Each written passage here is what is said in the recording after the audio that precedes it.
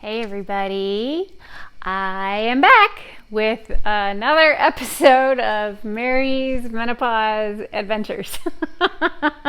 Or more accurately, Mary's Perimenopause Adventures, because I have not qualified for menopause just yet.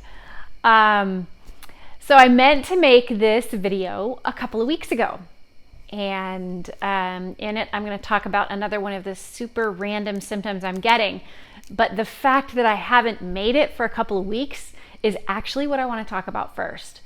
So one of the things that I have been dealing with lately, and we talk about this a lot in perimenopause. When we talk about perimenopause and menopause, one of the most common things we talk about is mood swings, right? But this goes beyond that. The swings that I've been experiencing the last few weeks have been whole body encompassing. They haven't just been a bad mood or feeling sad. They have been whole body exhaustion, brain fog, and we've talked about that before. But also just inability to do things. It's it's a very strange thing. And it's basically a lack of, I like to say, it's a lack of gumption or a lack of motivation, but it's physical. It makes it hard to actually get up and do things. Or this happened to me several nights over the last few weeks. I would get what normally for me would be enough sleep, say 8.5, 9 hours. Like, that is luxurious. That is a lot of good sleep. And I would wake up and go into my office to start my work day, and it was like there was nobody home. Like, somebody was still in bed back there. I was sitting at my desk, but somebody else was back there just snoozing away in bed. And there were days where, sometimes the coffee helped, sometimes it didn't. I managed to find a couple of things that helped me kind of even this out. It didn't help as much with the physical, but it definitely helped me with the mental, just to be able to focus and get to work. I've talked about CBD before. I'll show you these really briefly. This is from Green Compass. This is a full spectrum. It's the fresh mint flavor, but it's full spectrum, has like this tiny little bit of THC in it, but it's under all detectable levels for tests and stuff anyway, but does cover the full spectrum. They also have broad spectrum, which is THC free.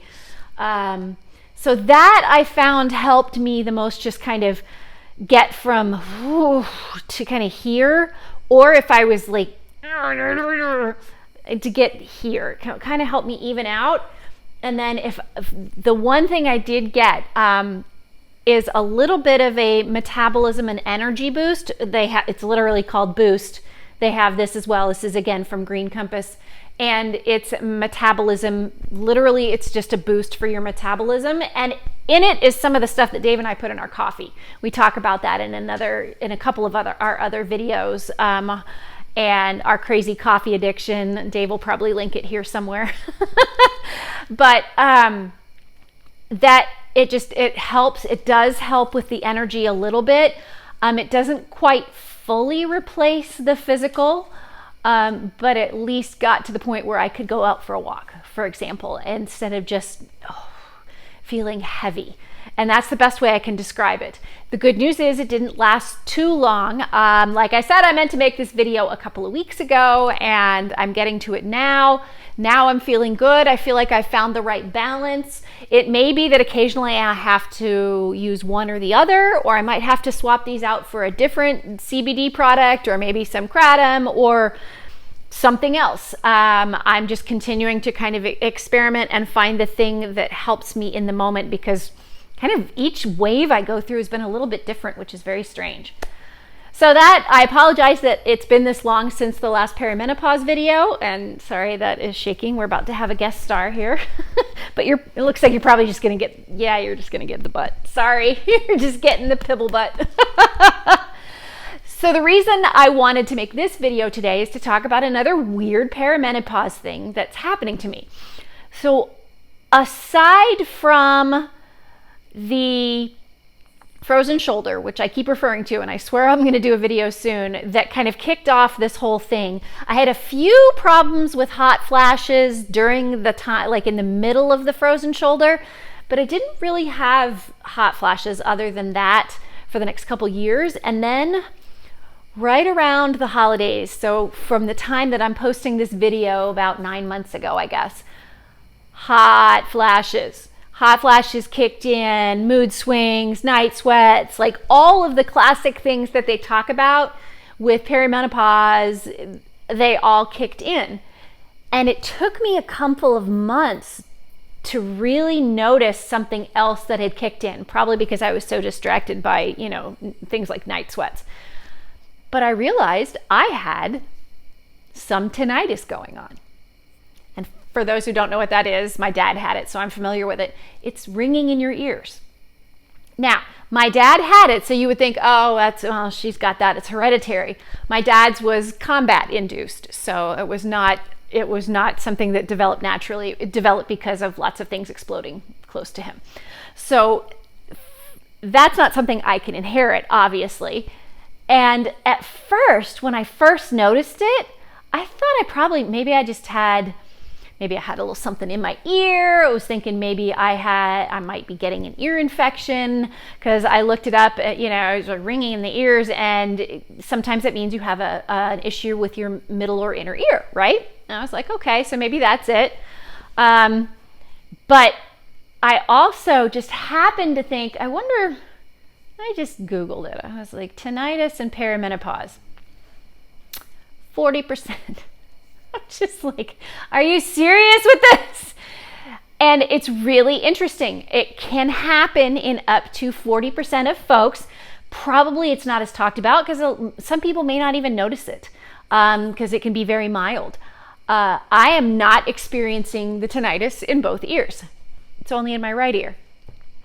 That was, I think, initially why I thought it might be some kind of a middle ear infection thing, because, you would expect when you get something like a tinnitus that is coming about because of something physically changing, you'd expect it to be bilateral, right? No, just in my right ear. And the way I noticed it was, I do not notice it throughout the day generally.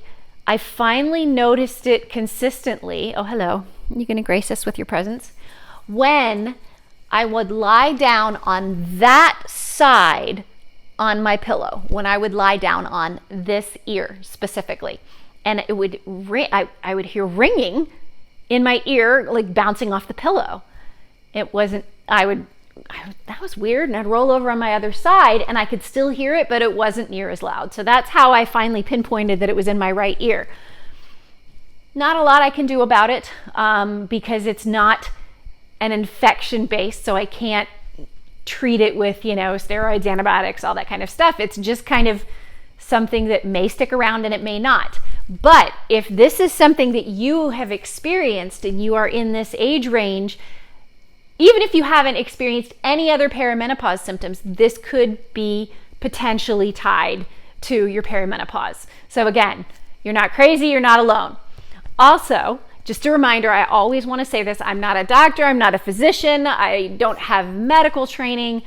This is just something that I'm going through right now, and I am talking to people, and I'm Googling, I am sticking to well-researched sites, and making sure that I don't go to one website and go, oh, there it is, that's it. I look at multiple sites, but honestly, perimenopause symptoms there are so many things that can be tied to the change in hormones that if you have something that's kind of weird and going on, check it out. Talk to your doctor about it. Talk to other friends who've gone through it. See if that's something that maybe is more common than you think. I had no idea about ringing in the ears. I knew about the hot flashes, and I knew about the mood swings, and I knew about the night sweats.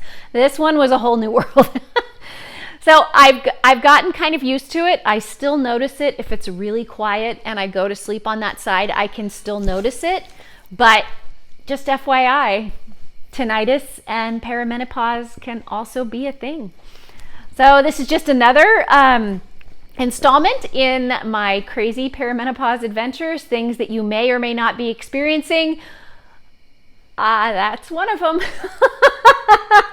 But also, if you are feeling physical symptoms of exhaustion, not so much depression as just mentally tired, I guess is the best way to put it. And that might bring you down. That, for me, it was kind of, I was just mentally tired and couldn't get my brain to fire. I told Dave more than once, I just can't brain today. And that kind of depressed me a little bit. That just made me like, oh, I have to get things done and I can't. There's kind of combination of frustration and depression, but I was too tired to be really frustrated. So apparently this is all, well, I don't want to use the phrase normal because it does not feel normal. It is all on the list of typical things that can happen during perimenopause. So once again, you're not alone. Please, if you've had these kind of symptoms, if you have questions for others who may have had these symptoms, drop them in the comments below. We'll include the information on these couple of CBD items that I've been experimenting with to see if they can help. They have been helping, but everybody's different. Do your own research on that.